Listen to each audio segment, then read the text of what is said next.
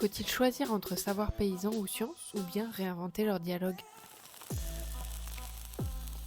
Salut tout le monde! Faut que je vous parle d'un truc. En 2023, avec Verger du Monde, on fait la rencontre d'un éleveur en polyculture. Pendant des années, il a pratiqué une agriculture conventionnelle intensive, mais progressivement, il doute. Trop d'engrais, trop de fatigue, pas assez de sens. Et un jour, presque par hasard, il découvre la conservation des sols. C'est une technique développée aux États-Unis dans les années 30, après les grandes tempêtes de poussière. Le principe est simple, ne jamais laisser la terre nue, utiliser des couverts végétaux, éviter le labour. Il teste, expérimente et note très rapidement des améliorations concrètes sur ses parcelles. En adoptant cette méthode, il n'abandonne pas seulement une technique agricole, il a un vrai déclic. Il remet en question toute une vision du métier en retrouvant du sens et de l'autonomie dans ses choix. Cette découverte lui ouvre ainsi les portes à d'autres rencontres, notamment les GI2E, qui sont des groupes d'intérêt économique et environnemental. C'est là qu'il rencontre un ingénieur agronome qui anime le groupe, et ce scientifique ne vient pas pour lui expliquer comment faire. Il écoute, échange, observe, partage des pistes, et ensemble ils expérimentent de nouveaux couverts végétaux, ils étudient les insectes auxiliaires, travaillent sur la fertilité naturelle. Ce que cet agriculteur nous décrit, c'est autre chose qu'une rencontre entre deux mondes éloignés, c'est une véritable hybridation des savoirs entre savoir empirique et savoir scientifique. Isabelle Stenger, philosophe des sciences, parle d'écologie des pratiques. Pour elle, aucun savoir isolé ne peut prétendre répondre aux crises écologiques ou agricoles complexes que nous traversons. La science doit renoncer à sa posture dominante, elle doit écouter, dialoguer, accepter d'être transformée par les savoirs locaux qu'elle rencontre. Quand cet agriculteur échange avec l'agronome, il crée précisément un réseau vivant de savoir. Ni seulement scientifique, ni seulement empirique, mais hybride par essence. À la prochaine!